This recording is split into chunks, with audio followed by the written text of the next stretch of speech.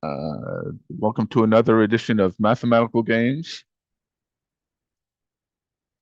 In the 1950s, Martin Gardner started a column in Scientific American called Mathematical Games, and he put together eventually put together 15 books that collected his columns, and many of those were quite influential for mathematicians, including myself, and that's how I got into math. And I've been covering different aspects of things that have gone beyond what Martin was able to cover. Many because at the time he only had access to computers run by punch cards and things like that. So with computers these days, which are hundreds of trillions of times more powerful, sometimes we're able to go beyond what he was able to do back in the 50s, 60s, 70s, and 80s.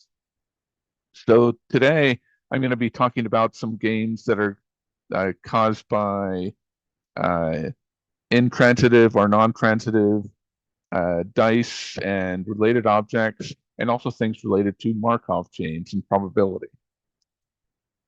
So we have many different items and demonstrations that deal with Markov chains, and I'll be covering some of these items today as we go over this field. Many relate to probability. So I thought I'd start with the original experiment by Andrei Markov, and he wondered how letters followed each other in a piece of text. And he picked a book for that where he mapped out how the vowels and consonants followed each other in the text of that book. But instead, we'll use Alice in Wonderland. And if you take this portion of text and map out how the characters work and just look at the vowels and consonants and ignore the punctuation, you get this sort of map here where in this piece of text, which is a partial of Alice in Wonderland, a consonant follows another consonant 6,379 times. And here's the other counts for the rest of these. So we can get a list of odds for a consonant following another consonant versus consonant following a vowel, and then the other way around. And you get this matrix of odds for how consonants and vowels follow each other. And what Markov noticed is if you chain these matrices together in a multiplication like so, you get a set of odds. And the more times you multiply by each other, the more the tendency is to go to a particular vector in both parts. So one part of this was when I set up this consonant vowel matrix, the rows here add up to 1. 0.37 plus 0.62, those add up to 1. And same here. So basically, we're setting up matrices where either all the rows add up to 1 or all the columns add up to 1. And when you multiply those together, you get this property of Markov chains where the higher powers of that matrix go to constant values. So it seems that the odds that the next letter will be a consonant are about 0.56, and that the next letter will be a vowel are about 0.43, as shown here. And that's different from the original composition of the text. If you just look at the consonants and vowels, about 0.6 of the letters are consonants and about 0.4 of the letters are vowels. Now, if you include the punctuation, spaces, periods, exclamation points, and whatnot, if you add those in, you get a different matrix, and we can do the same sort of trick. All the rows here equal 1, and the odds of how either punctuation follows a vowel or a consonant is in front of punctuation. It turns out that this time the odds that we go to, here's the matrix, 0.45, 0.24, 0.30. That exactly matches the actual distribution of consonants, vowels, and punctuation in the text. So maybe that's expected, but I wasn't sure what was going to happen when I set this up. I think I could have predicted that if I looked at it closer, but I just was curious for what was going on there, and I was surprised when it turns out to be an exact match.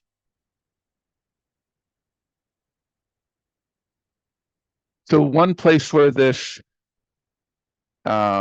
this thing of going to a particular set of randomness to try to maybe predict behavior, one place where you can see that is by shuffling cards.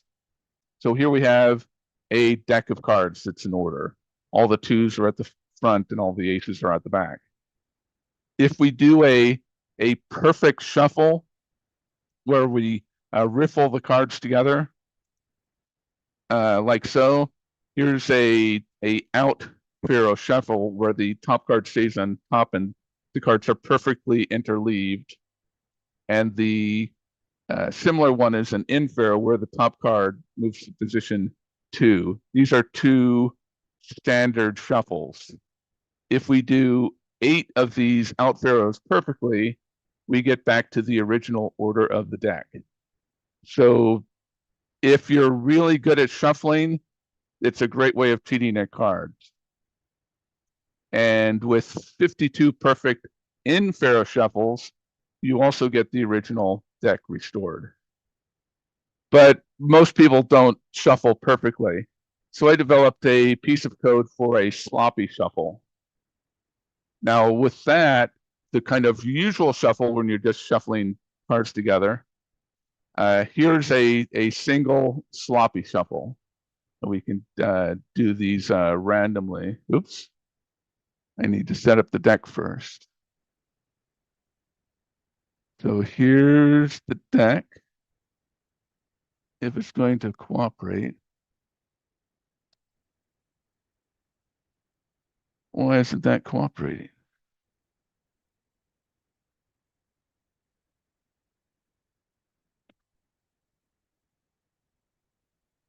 Let's kill whatever's running.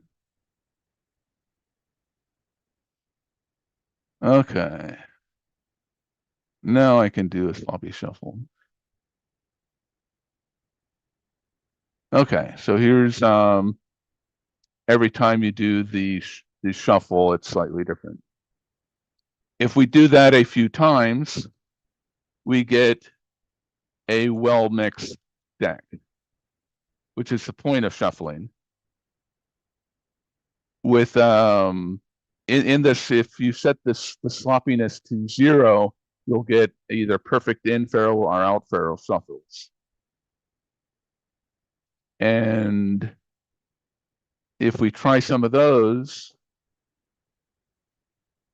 oops, I'm doing 20 different. So these are going to be the same here. Let me take that out. So there are only 32, or there's only 2 different results for that. And when we nest that, there's a 2 to the n possibilities. So these are not well ordered with perfect shuffling. If you do say it 5 times, but once you do it sloppier, there's no predicting really what the order is going to be.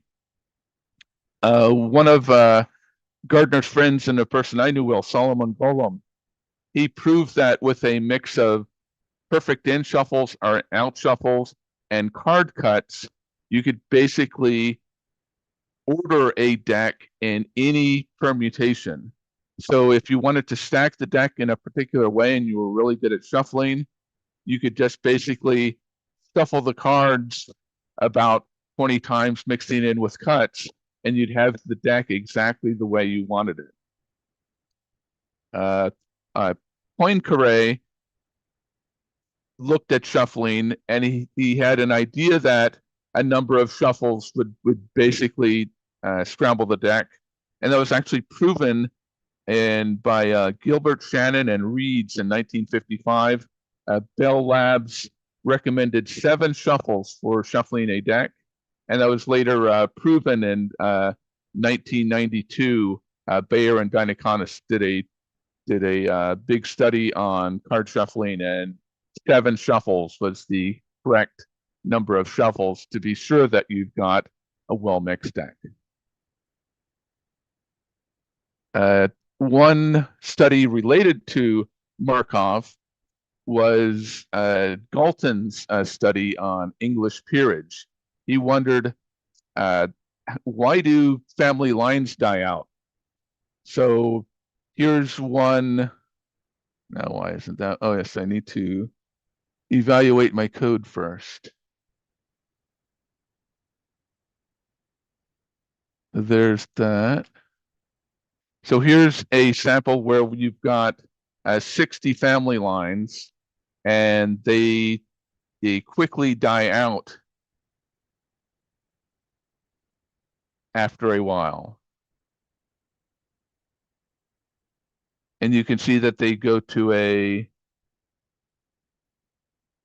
they kind of go to 4 family lines after a while if things just stay within these families.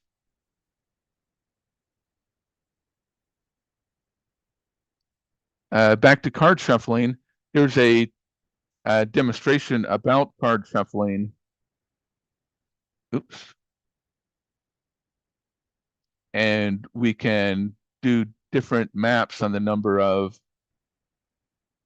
cards in the deck. The out shuffles tend to be simpler than the in shuffles. So here's 60 cards. With a 62 card deck, you need just 6 shuffles to return to the original order. With an in shuffle,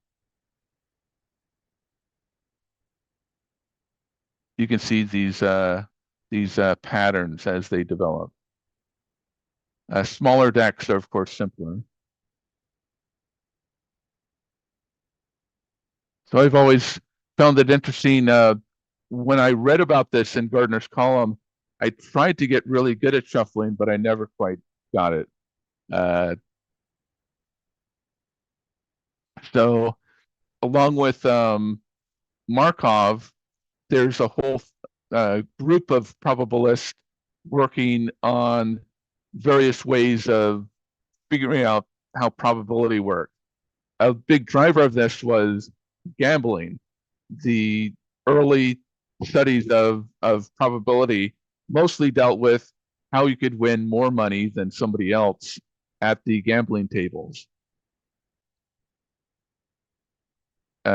Markov had a bound here for how random variables would behave with larger and smaller moments. Chebyshev managed to come up with items. Yes, Chebyshev figured out how random variables differ from the means more than a specified amount. And there's a whole group of Russians that worked on probability together.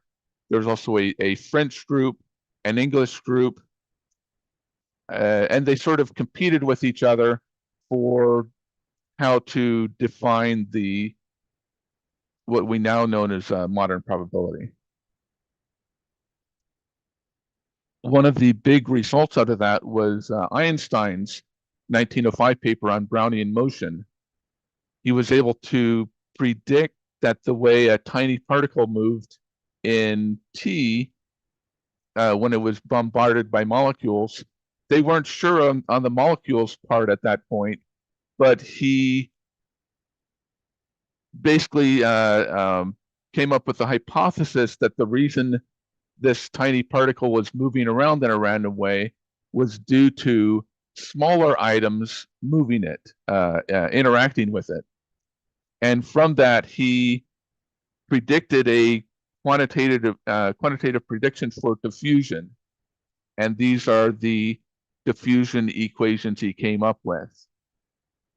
And there are ways of plotting these items. You can take his calculations and simulate them on a computer. Of course, they didn't have that at the time, but here are various random walks predicted, and we can compare a random walk to his diffusion equation.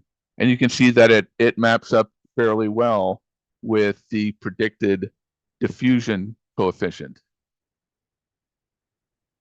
So he provided a physics derivation for how random walks worked based on maybe how molecules worked in moving within a cup of hot water. And it was later, who was it? Wiener was able to come up with an exact mathematical construction for what's in Einstein's 1905 paper. And the axiomatic framework, which later came out for probability, was put together by Kolmogorov. These are the standard portions of probability that for any event, you have a probability greater than 0 that something will happen. And also that the largest point, the probability of everything totaled is equal to 1. When I was doing graduate work under a probabilist, I got to learn very quickly that the entire world for probability ran from 0 to 1. It either does not happen or it certainly happens. And I got pretty good at framing everything within a probabilistic framework, which I found slightly easier than an infinity-based framework for everything, where everything goes from negative infinity to positive infinity. I found probability slightly easy to deal with. And the third axiom is the accountability that when you sum things up, they behave in a particular way. So this Einstein paper was another one of the drivers for probability, and random walks deal with Markov's results. If you have a Markov chain, you go to a fixed vector. Well, the diffusion equation is basically the fixed vector for random walks. So here's another sample of a random walk.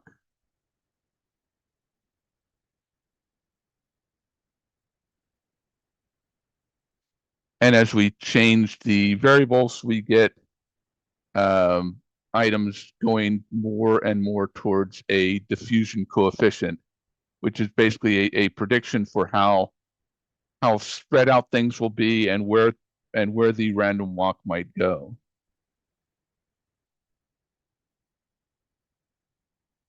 One trick we can use with that is what's called simulated annealing.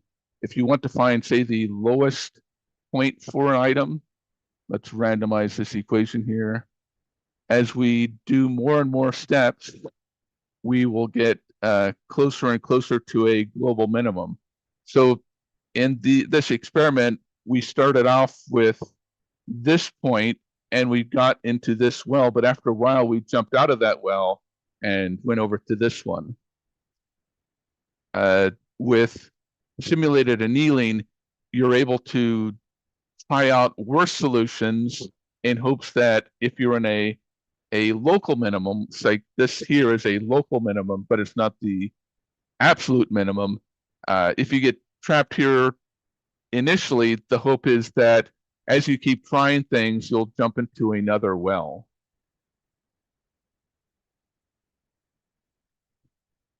So one thing we can do for creating strange Markov chains is to look at magic. For example, this is a magic octahedron where all the edges are labeled 1 to 12, so that for each vertex, the total is 26. And this is one of the items that was in Martin Gardner's columns, this magic octahedron. So let's make a vertex out of it, and we get this matrix. If we just basically randomly move around in this octahedron with basically the odds, say we're on this vertex, we would basically divide by 26. And if it was 1, we'd go this way. If it was 2 to 10, we'd go that way. If it was 11 to 20, we'd go this way. And if it was 21 to 26, we'd go this way. So we can use this magic octahedron as a way of moving around. If we take this matrix to a power, in fact, I've got the 20th power here, everything after 20 steps, it's all 1/6. So start anywhere on this. If you just basically follow the rules here of how the edges are labeled to determine where you go with each step, after 20 moves, you have an equal chance to be anywhere. One thing I didn't check to see was how fast, oops, where's my graph here? Was how fast that works.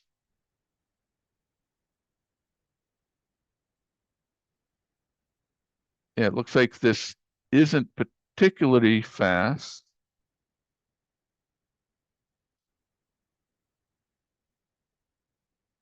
It looks like you need about 7 before things are reliably about 1/6. Here's a look at random walks with this. Here's 50 random walks and basically the octahedron is pointing in 6 directions. Basically, each time we land on a vertex, we move that direction in 3D. And you can see we've got a somewhat wild set of random walks here.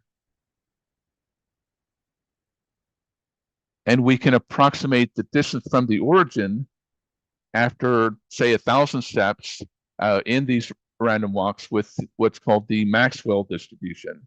So that's what I've set up here. I'm using the Maxwell distribution, and I've got 300 random walks. This is the farthest of the 300 random walks.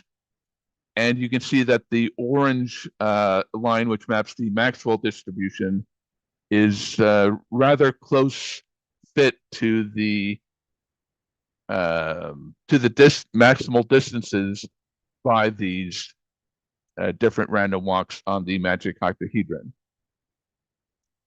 There's pretty much a probability distribution for everything, and I think we've got over 200 different probability distributions, and all of them are tweakable in some way. So we can look at magic on other polyhedra. For example, here's a heptahedron. All vertices have a total edge weight of 24. We can make this matrix again. And if we do a series of moves on them, if we do 7 random moves, we get that everything has a 1/7 chance of popping up since there's 7 vertices. And one reason for that is that with this magic labeling, the matrix is double stochastic, which means that not only are all the rows adding up to 1, but also all the columns are adding up to 1. So that's slightly too much symmetry for things to have a bias in any direction. Once you've done it enough times, everything just has equal odds of showing up. So one question is how we can come up with one of these magic labelings with some symmetry breaking. So here's a method for doing that. Here's I think it's 8 vertices, yes. Here we have 8 vertices. It's still magic. Everything adds up to 22 if you add up the outgoing edges. But the this vertex here also has as a input. So this is breaking the symmetry slightly. And we get slightly different odds. All of the rows add up to 1, but not all the columns. So if we do the matrix power thing, we can get the exact odds that something will happen with matrix power and root approximate. And these are the exact fractions that after, say, 30 moves, you'll be in a certain place. But we can use the null space from linear algebra to come up with these exact fractions a little bit easier. And you can see that everything is the same. The 100th matrix power, if we do the careful root approximate, we get the same value if we use null space, which is finding a basis for the space. So here's a slightly more difficult graph. It's a directed graph. One puzzle by Gardner was come up with a Hamiltonian circuit through this graph. And here, all these numbers here are the probabilities of which direction you'll go based on your starting point. So if you're starting at A, you have a 1/2 chance of going to M or 1/2 chance of going to U. So this is also a asymmetric graph. All the columns sum up to 1, but all the rows do not. So here's the mean of the matrix power after we've done 10 random moves, or matrix power 10, the distribution is not balanced. And we can take a look at for what the most and least visited matrix, we can predict that by adding up the columns. And if we can see that S has the highest amount. We still have a whole bunch of 1s in the rows, but the R is only 7/10. So there's a 3/10 more chance of going to R than to S based on the way these odds play out. And here's R here, and here's S here. There's slightly less going into R. There's only 7/10 going into R. All the outgoings are 1. And going into S, there's a total of 3 plus 1/5 plus 1/2, and which corresponds with an extra 3/10. So these are the exact values. And when we do the null space trick, it turns out that S is the most biased for getting it, but A is fairly close behind. A is almost as likely as showing up as S in this random walk, R is on the other end, and O close to it. So where are A and S here? A is what's coming off of S. So since S is biased, it sort of makes sense that the arrow most likely leading out of S is also biased, and we see that here. O is R is the least favored. The second less favored is O. So O has a major component coming out of R. So these odds that we see down here, based on the Markov chains, somewhat makes sense. Also, the unique Hamiltonian cycle in this graph spells out ambidextrous. That was one of Martin Gardner's puzzles.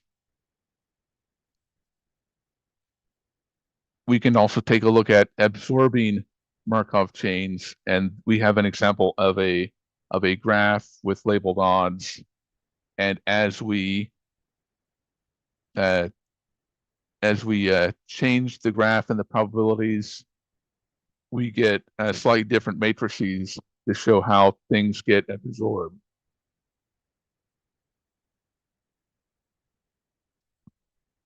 So switching gears slightly, a game that Martin Gardner talked about was you take a sequence of heads and tails, like heads, tails, heads, and you bet against somebody else that might take tails, heads, heads, and whoever's series of, as you flip the coin over and over again, whoever's sequence of 3 flips comes up first is the winner. And this was a game developed by Walter Penney, of all people. I spelled this wrong a number of times because I thought this was actually a game played on pennies. It didn't occur to me that the guy's name might have been Penney, but I got corrected when I looked it up.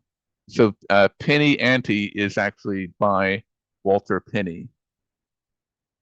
So these are images from Martin Gardner's book on non-transitive paradoxes, and he has an odds table for who might win as you compare 3 flips to another 3 flips, who the winner would be based on the choice. And he also went up to a quadruplet game, which is something we can do here.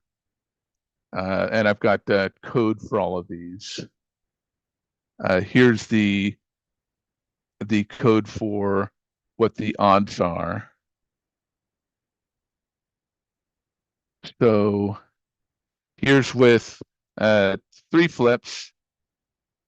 The all heads and all tails, if you pick that, your chances of being beaten are usually greater than 1. In fact, they're always greater than 1 if you pick all heads.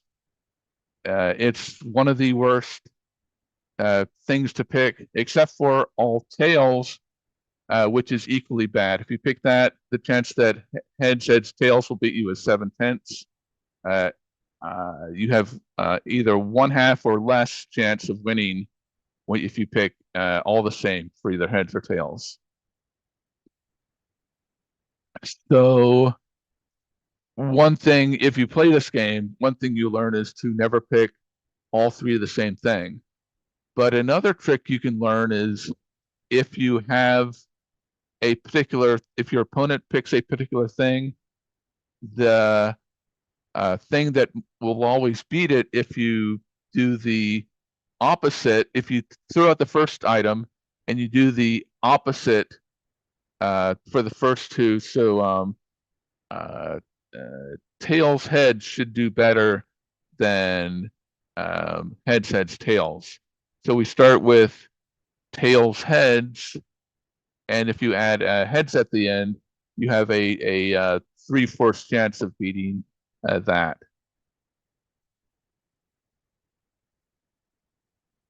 We can continue on. Here's the 4x4 grid. and we can represent this as a picture.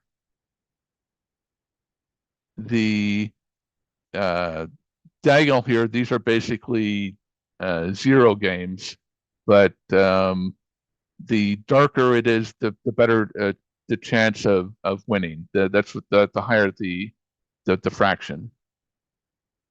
We can go to order 5, and the matrix or the fractions get slightly stranger,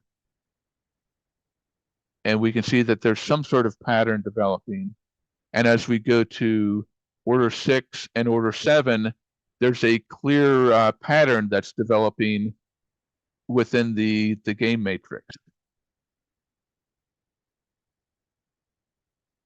So if we do 5 flips, we get a non-transitive game. Tails, tails, heads, heads, heads, beats, tails, heads, heads, heads, heads. And there's a circle going around of everything beating the next thing in the loop.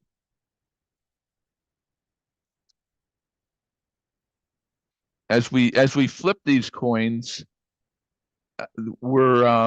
we might notice as we continue doing that things have a tendency to always eventually come out. And it was one thing that Bertrand proved, that if you flip the coins long enough, any particular sequence has a equal chance of coming up eventually. And if you just flip a coin, a corollary is with enough tosses, the result will converge to 1/2. That was something proved by Burrell in 1909. Why isn't that working? So here's this. Hopefully that'll work. Yes. Not sure why these are sticking around. Okay. So here we have a graph, and we can pick a particular set of flips. So for example, heads, tails, tails, tails has a 7/8 chance of beating tails, tails, tails, heads. And there's a circle going around counterclockwise for a non-transitive cycle. And we have, I think, 8 orderings, 10 orderings. We do not have all heads or all tails as part of the list, but we get this nice cycle of dominance. This is the dominator graph, and there's 10 distinct ones. If we want everything's opposite to be opposite on the graph, for example, heads, heads, tails, tails is opposite of tails, tails, heads, heads. And for each of the different flips, there's one that is the most likely to be the winner. For 3 flips, you can't get a 6 cycle out of it, unfortunately. But for all higher numbers, this is order 4, this is order 5, there's also a order 6, and so on. But those graphs get progressively more and more complicated. We can look at die roll sequences instead. Instead of flipping coins, we roll a die and we bet on a particular series of numbers. So on a 4-sided die, you can expect to see 1, 2 show up before 2, 3 shows up, with a probability of 4/7 that this will beat 2, 3. So we can set up a full dominator graph, and it turns out to be equivalent to the cuboctahedral graph.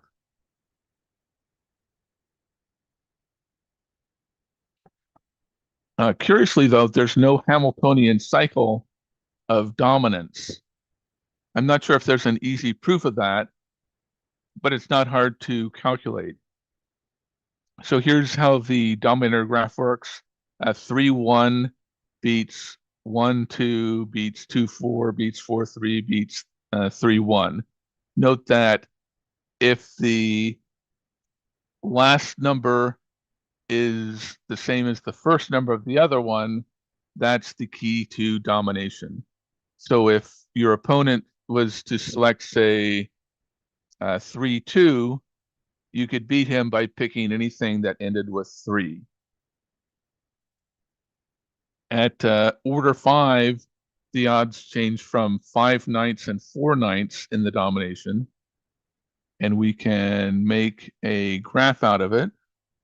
And what we wind up is everything is on the vertices of a dodecahedron, but we're making the combination of 5 cubes. If you pick everything that says, hey, that says has a 5 in it, for example, 5, 3, 4, 5, 2, 5, 5, 4, 5, 1, 3, 5, 4, 5, 5, 2, those are making the vertices of a cube. And in combination, there are 5 numbers, and by picking those, you get a combination of 5 cubes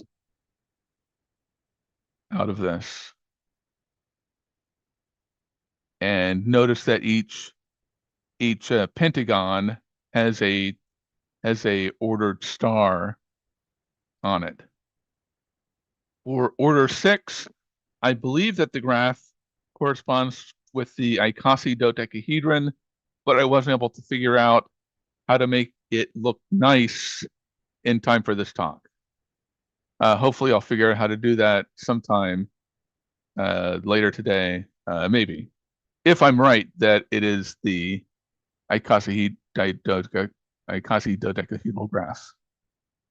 We can also do a 2D version of this graph here, and here's what that looks like with a Hamiltonian cycle on the outside. I should try to find a version of this where everything is opposite its flip, so that 5-3 and 3-5 would be opposite each other. I didn't think of that until just now.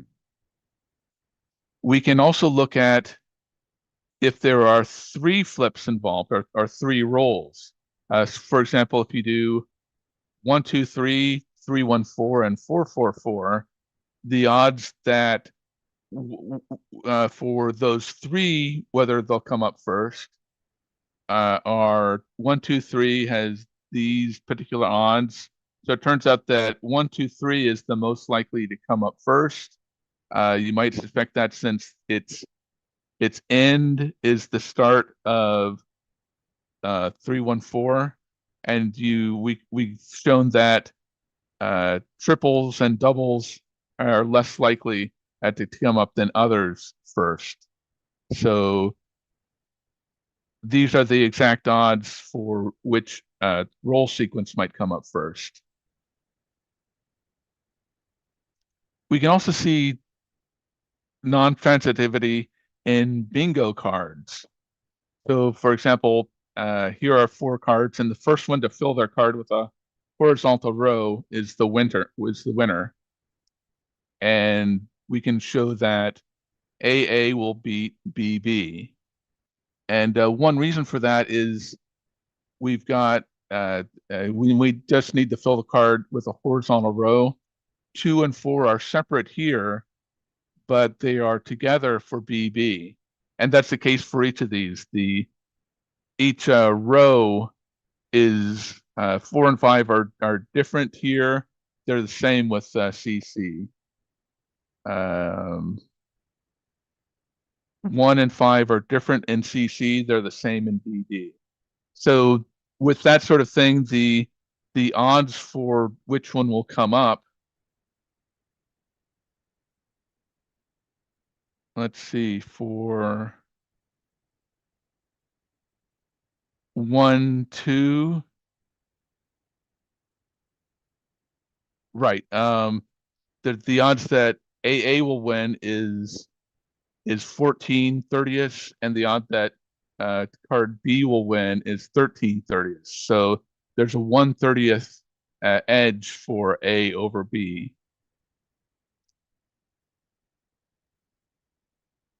One classic non-transitive game is rock, paper, scissors. Scissors cuts rock, or scissors cuts paper, paper covers rock, and rock smashes scissors. And we can do that here. Rock beats scissors, scissors beats paper, paper beats rock.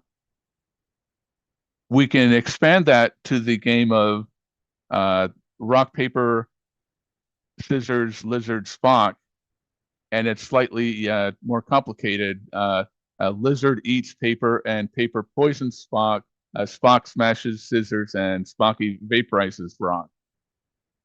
And scissors also cuts a lizard, and rock will crush a lizard, and a paper will disprove Spock. So this is a slightly more complicated non-transitive game. We can continue expanding that by adding in sponges, fire, water, and wind instead. And if we really go full tilt, we can add in demons, dragons, electricity, guns, and so on. And here's a full tournament, which is non-transitive. And this is the full explanation, which would probably take a while to read out.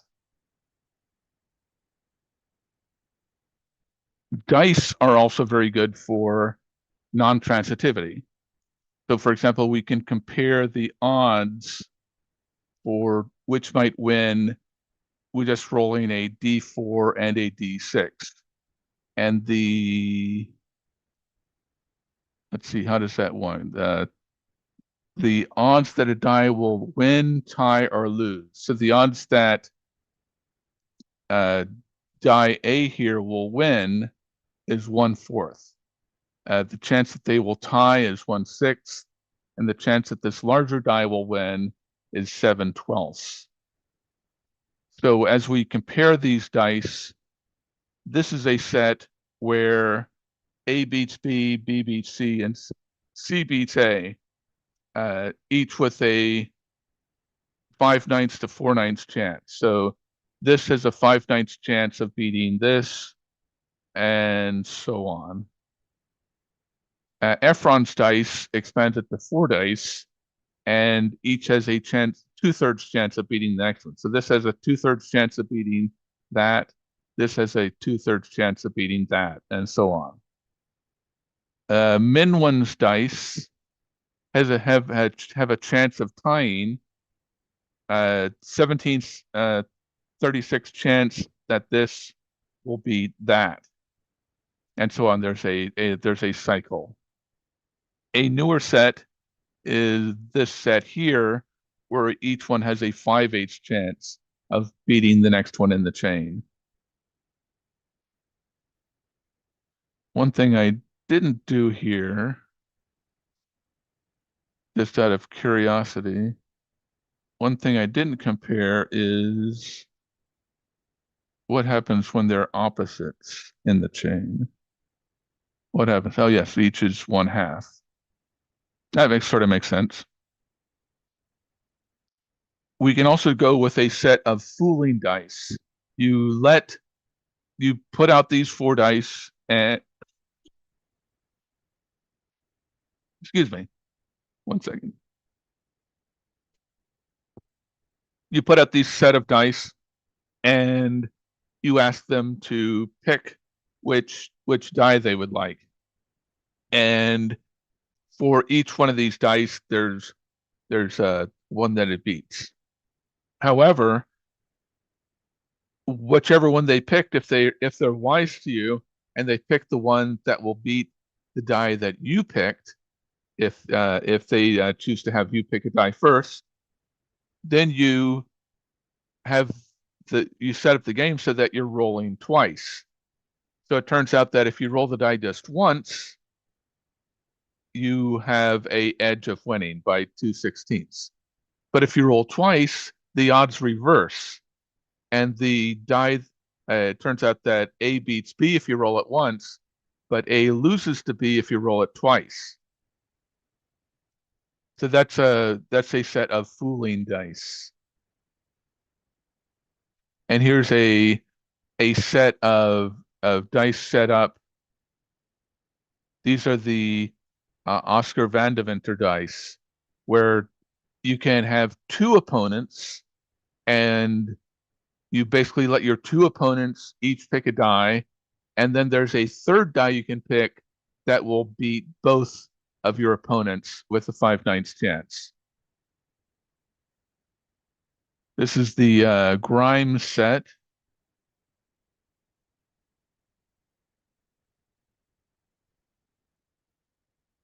Let's see, reversible 2 sets. I forget how that's a lot of, that's a big die. I forget how those dice work. You can also see go first 3 and go first 4. So let's look at go first 3. So these are dice that you can lay out where each person has exactly 1/2 chance of winning. And here's a go first 4, which I have on the next page. Eric Harshberger developed these. He basically wanted a set of dice that could choose who would go first in a game. And it took a while to figure out the order 12 set with numbers 1 to 48 on 4 12-sided dice. If we compare these dice for any two rolling against each other, each one has exactly a 1/2 chance of winning. And for 13 years, it was wondered whether you could set that up on 5 60-sided dice. And that wasn't solved until 2023 by Paul Mirror. And here's a cute way of representing this solution.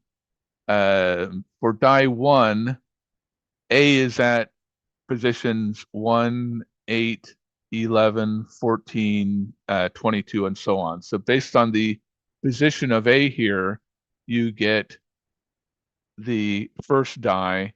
The position of the B's is the second die, C's and D's. So with this much larger string, you've got A's, B's, C's, and D's.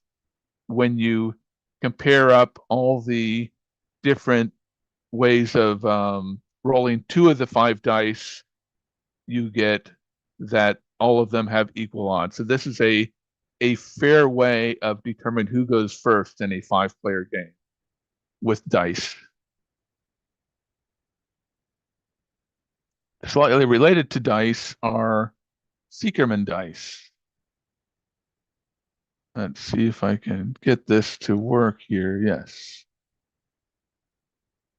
So with rolling normal dice, a d6 versus a d6, we get this distribution.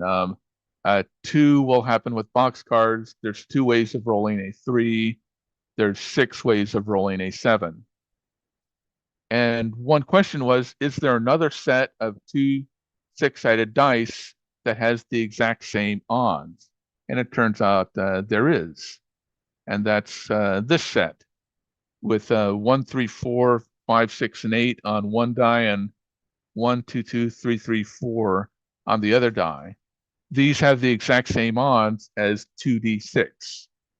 And the way he found that is to represent the die rolls as a polynomial, which when multiplied out gives this. And the question is there another way of factoring this polynomial? And it turns out there is. And with 1, 2, 2, 2, 2, 4, you get that column here, 1, 2, 2, 3, 3, 4. Since there's 2 third powers, 2 second powers, 1 fourth, and 1 first power, multiplied together with exponents 1, 3, 4, 5, 6, and 8, as seen here, that polynomial factorization corresponds to a set of two dice that has the same odds. And we can do that with, say, two 12-sided dice as well. Oops, it's a little bit slow here. Sticking on, oh, there we go. Just a little bit slow here.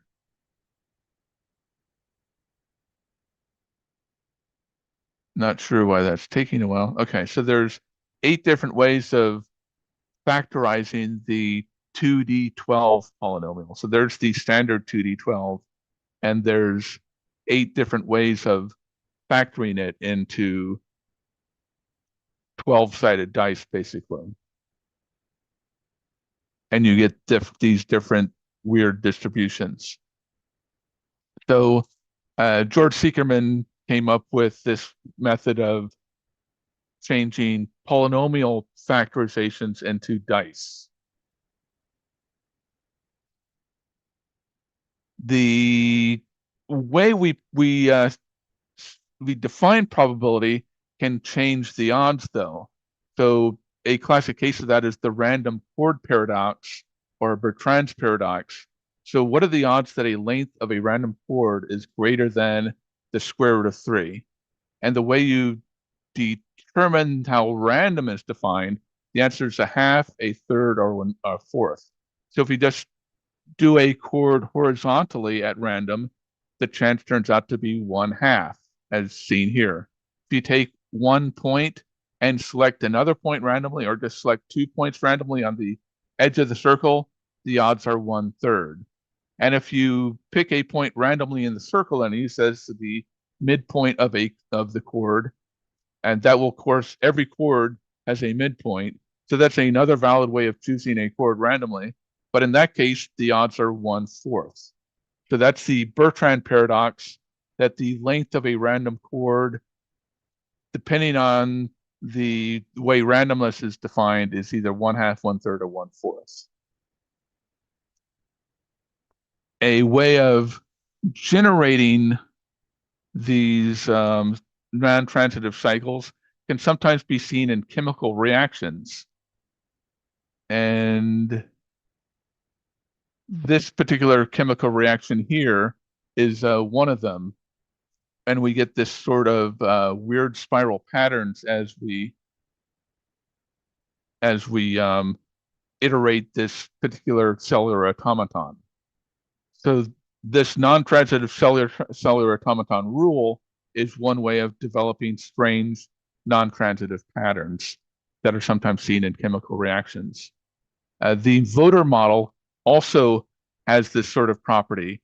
Basically, you have a town and there's, say, 4 different issues, and a neighbor of yours will talk to you about that, maybe grass shouldn't be mowed every week or something.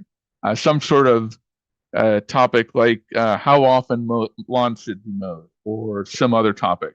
And there's going to be a vote on it, and people are talking to each other. Well, based on how your neighbors are thinking, you might change your mind. So the voter model, basically, every day some neighbor convinces another neighbor to go to a different position. And as you iterate this over and over, basically patches eventually start to disappear. I'm not sure that will show up if I run this, because right now my system is running slow. But this is another way that things can turn non-transitive. The prisoner dilemma is another classic case, and if you iterate, basically a prisoner can either be nice to other prisoners or they can defect. However, prisoners will remember who the defectors are. And if you iterate this, whether you're playing a good guy or a bad guy, in the long run, if you know that other people are going to be good and no one is going to be bad to you, in the long run, it benefits you to be good. And that can be shown in what's called the iterated prisoner dilemma. These are different strategies you can do. And one of the optimal ones is called tit for tat. You basically start by cooperating with everybody else, but if somebody is mean to you, you basically copy their last move. So things can get really complicated if you have 3 players. You have a 3-person duel.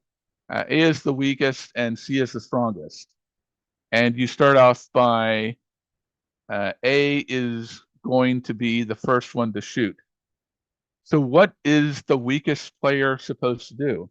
Well, it turns out that usually the best thing to do is to not shoot if you're the weakest. Let the 2 strongest fight it out, and then as soon as you know who's about to win, you shoot that person, and that way, hopefully, the stronger of the 2 is already down, and you've got the first shot on the survivor of that. And that's actually seen in nature quite often.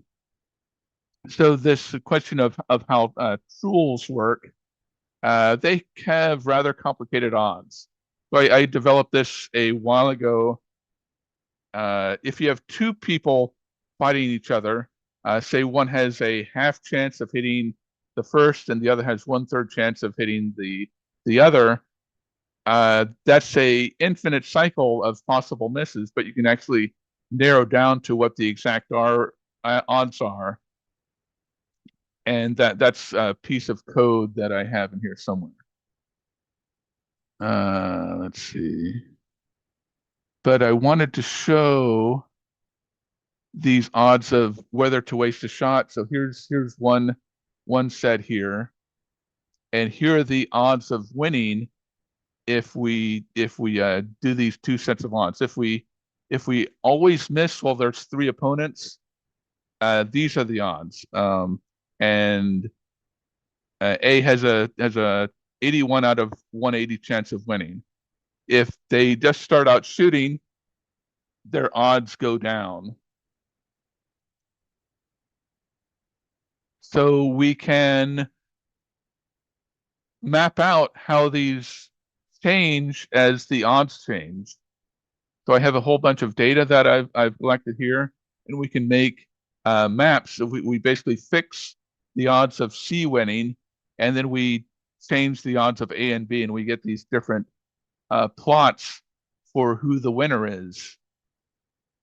And these can get rather strange. So let's take a look at this one. We've got a blue dot just hanging out here. Is that real? Well, it turns out if we map it out, it is real. There's a blue triangle forming here as we increase the resolution. So let's look at 2 areas. This area here is this area at a higher resolution. And we can also take a look at this area here at a higher resolution. And turns out, yes, that blue triangle is real, but there's also a green triangle forming over here. So in this particular set of strange odds, B starts winning in the sea of blue and red. One question, is there a chance that everyone has equal odds? Well, one chance is if everybody has a one half chance of hitting the opponent, then everything goes to a third. But there are also some non-trivial cases. I had trouble finding exact values, but one case is this set of odds here, and everybody is very close to being at 1/3 chance of winning. And the last game I wanted to look at was button min. You basically have a set of dice, and you roll them, and you want to capture as many of your opponent dice as possible. And there's 2 ways of capturing. You can do a power attack, where a die captures a lower or equal die, or a skill attack, where a set of dice captures a exact sum. And all dice that you use in an attack are re-rolled. and your score is the size of captured dice plus the half of the size of uncaptured. At the start of the game, each person has their dice, and they roll, and whoever has the lowest die wins, or in the case of ties, they go to the lexicographic sort. So this game turns out to be very complicated. So if you have, say, 5 dice, and all of these dice can re-roll, the calculating the exact odds is almost impossible.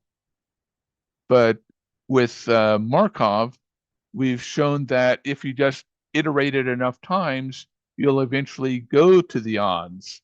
So here we have 2 sets of dice. We have a bunch of 4s and a 20 versus all 6s. So which of these two has the upper hand for winning? Well, we can just run experiments. And after 400 trials, it looks like set B is winning with about 0.6% of the time. And there's also a good chance of tying happening. So it would be almost impossible to do a brute force on these 2 sets of dice facing each other, because there's hundreds of trillions of possibilities for the games. But with this random process, Monte Carlo, just trying a bunch of things randomly and seeing what happens, we can get to the odds rather readily. And I'll mention here that I've got 2 different strategies for these games. The greedy strategy is try to capture the highest die you can, and with protect, you want to try to protect whatever your highest die or face value is while you're thinking about what your move is. So I will end that one. Let's run the other one here. So here's another set of dice. And as we run them, this time there's no tie games, because a tie game isn't possible with these. And they seem to be almost, I'm not sure why those odds aren't adding up to 1. Oh, I suppose they are. No, it looks like they can be higher. Oh yes, A seems to be winning. I'm not sure why these numbers are adding up to a number higher than 1. Anyways, that's all I had. This notebook is already available at Community if you'd like to take a look at the code. So just go to Community if you want to get a copy of this talk. And many thanks. Let me see if there's any questions that I've gathered here.